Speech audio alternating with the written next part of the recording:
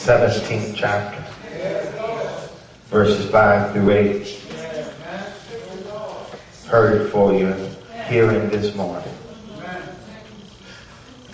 Listen as I read these verses. Cursed is the man whose trust in man makes flesh his strength, whose heart turns away from the Lord. He is like a shrub in the desert, shall not see any good come. He shall dwell in the parched places of the wilderness, and in an uninhabited salt land. Blessed is the man who trusts in the Lord, whose trust is the Lord. He is like a tree planted by the water, sends out its roots by the stream, does not fear when heat comes, for its leaves remain green, and is not anxious in the year of drought, for it does not cease to bear fruit. I want to talk to you this morning for a few moments on the topic, how rooted are you?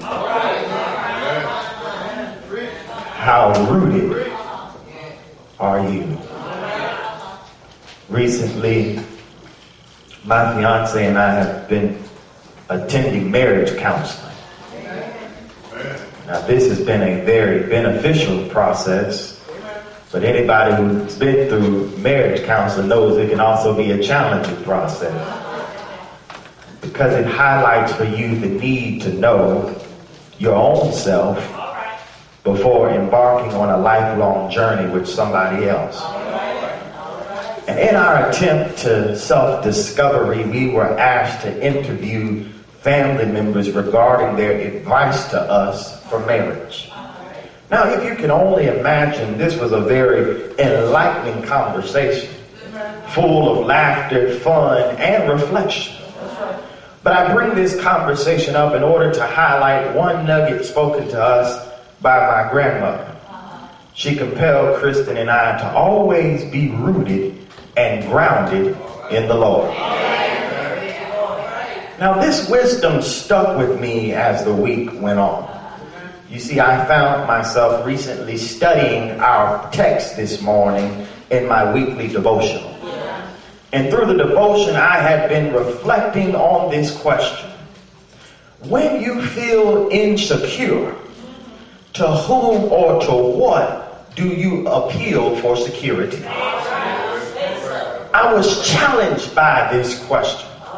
Being that one who is often plagued with anxiety and pressure-filled situations, I had to look deep within myself and question myself, how rooted am I in the Lord? For in moments of insecurity, I have not always found myself turning to God. If truth be told, this text convicted me because in moments of insecurity, I've often found myself seeking validation from other people before I ever seek the voice of the Lord. And the reality is that I'm not the only one in the room that has that testimony.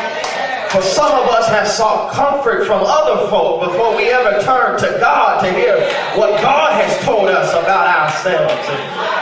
And many of us have experienced the need for approval in order to heal from the brokenness of not feeling good enough. And many of us have dealt with the unhealthy attachments to family and friends and the colleagues. And we have lived with needing people to feed our egos in order to feel worthy enough for the task that we have set before us. And if we are honest about ourselves, we've all reached a point in our life where we have to ask ourselves, how rooted are we in the Lord? See, this question is very poignant in the age of instant validation. You see, in this world that is driven by social media, not only one only has to voice their need for approval, and within a matter of seconds, they will find that approval is on the way. Say you're having a bad day, just post it on Facebook. And within a matter of seconds, you will find that somebody will come and give you a message saying that it's going to be all right. Or say you just went and bought a new outfit or a new dress and you want to make sure you look good in it. Well, just post it on Instagram for a moment and you'll find that there's somebody out there who likes or loves the outfit that you have on. Or say you're not comfortable in the way that you look as the way you are. All you got to do is just get on the internet and find what Beyonce or Halle Berry or Cicely Tyson is wearing and change your style in order to fit their style. And then you'll find out everybody's complimenting you on your new look. Without even realizing it, we have shaped our existence around the approval of others. And as a result, we have often devalued God's creation, and in ways we have communicated what God has created is not good enough for us. And such action should cause us to ask the question, are we really rooted in God? Or have we created gods out of men and women and have put our trust in men and women and sought validation from men and women in order to believe that we are good enough, rather than looking to God and reading the Word of God and finding what God has declared about us for God's sake. You see, our text demonstrates for us the harsh dangers of placing our trust in people. Let me give you fair warning this morning. There is danger in trusting in man. In our text, God is convicting the Jews of their sin of idolatry and condemns them to captivity for it. God attempts to show them the error of their ways by when they put their trust in one another, and shows them that they cannot stand when they encounter God. Jeremiah is delivering a message that God is not pleased. Beyond that, he is informing the Jews that their lack of trust in God will cause them to be cursed. Listen to the word of the Lord. Cursed are those who trust in mere mortals and make mere flesh their strength, whose hearts turn away from the Lord.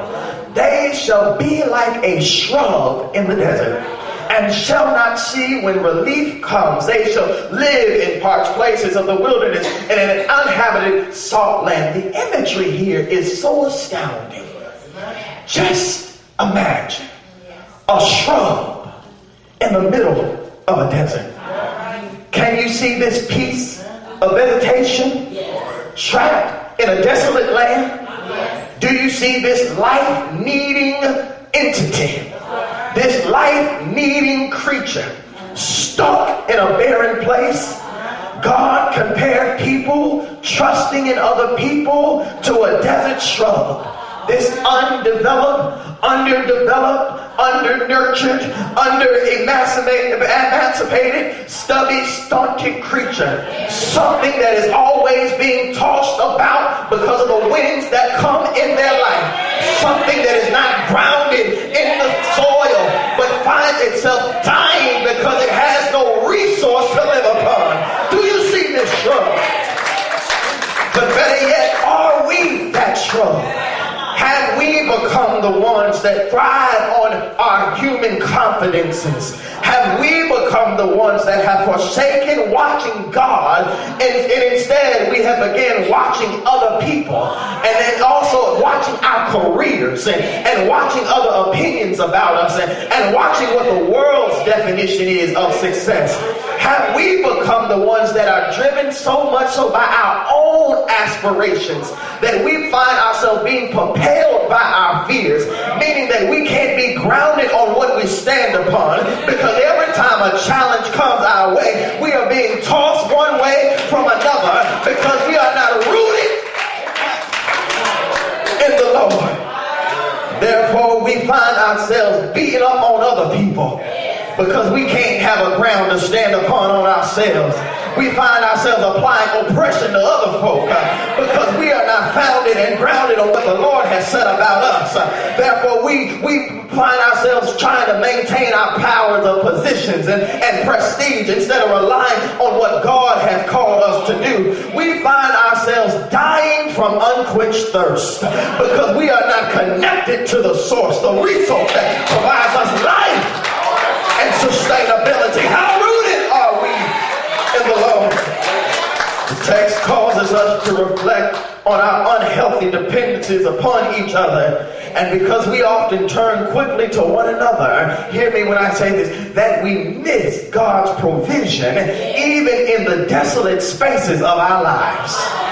So often our limbs become distorted that we cannot recognize the ways in which God's presence is manifested in our lives.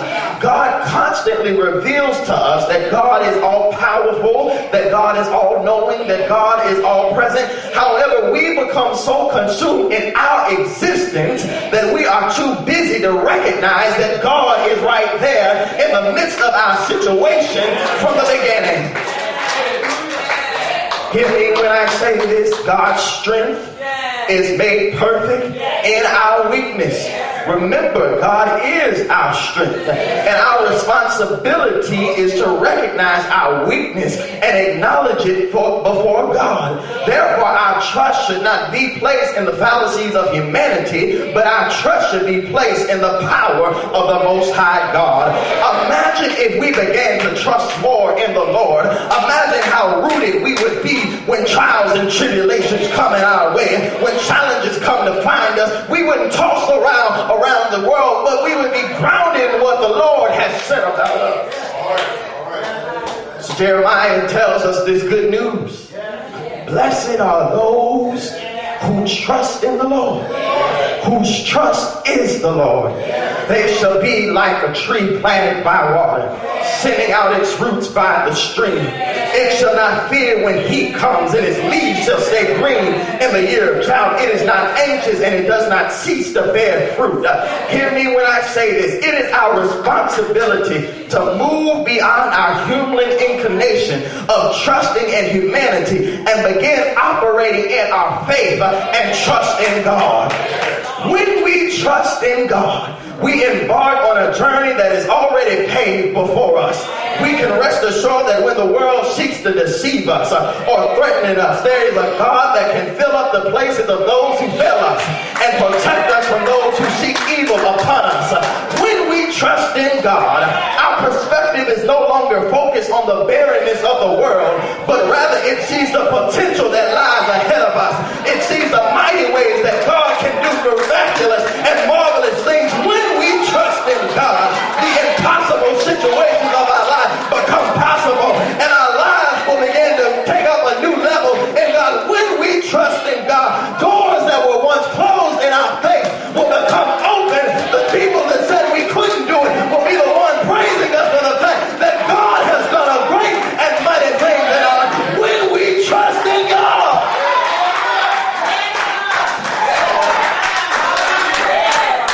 we become creatures that bear fruit and give glory to the Most High God. Trust in the Lord. And I like what Jeremiah says. He said you'll become like a tree planted beside the water. Can you see this tree? Such a beautiful tree that is planted by the waters. It's a special tree. It's a large tree that is rooted in the Lord. And guess what? This tree has undergone some great care because the Lord had to make sure that wherever it was planted, it had enough resources to be sustained even through the challenges of life. So when the storms might be raging in your life, you are like a tree that is planted right there. The wind might come, the breakers might dash, but there's good hope in knowing that you'll be standing upon the rock of the Most High God. Nothing can move you, nothing can phase you, because you are the tree planted by the water. And one who rests in the comfort of knowing that God is their hope. God is their provision. God is the one that can make them produce fruit, even in drought, even when there's no provision around you. God has a way of showing you that you are favored by the Most High God. God has a way of showing others that there is something about you. There's a light on the inside of you that makes the world know that there is a God somewhere. When you are like a tree that is planted by the water, you may not have all the answers, but you know who the resource is, and you're connected to the resource. And God is faithful enough to hear us when we call him. And I thank God today that I'm like a tree planted by the water. I'm right there in the arms of the Most High God. When troubles come my way, I can testify. 'Tis so sweet to trust in Jesus, just to take him at his word, just to know and rest upon his promise, and to know thus says the Lord. What does the Lord say about you? He says you're blessed coming in, you're blessed coming out. What does he say about you? You are fearfully and wonderfully made. What does he say about you? No weapon formed against you shall prosper.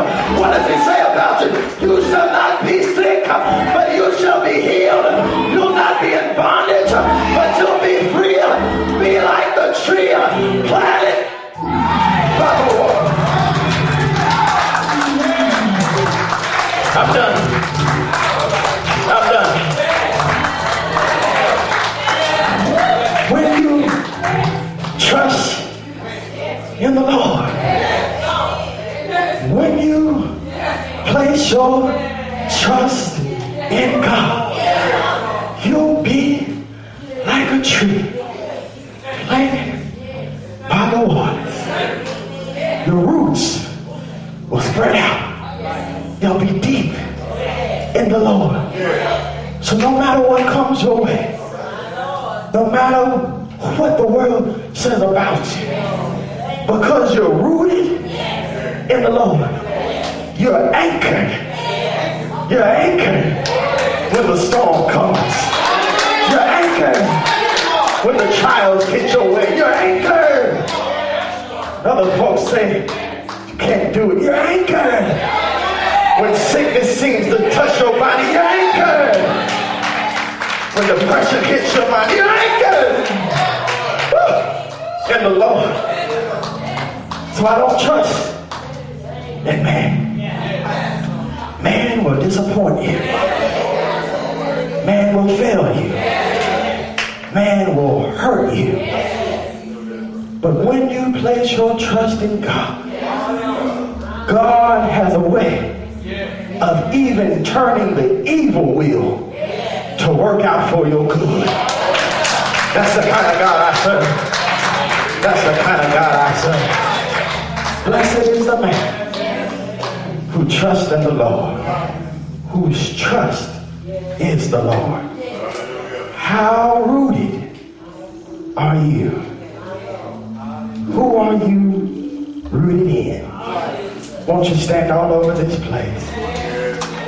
How rooted are you? There might be someone here this morning. For some reason, you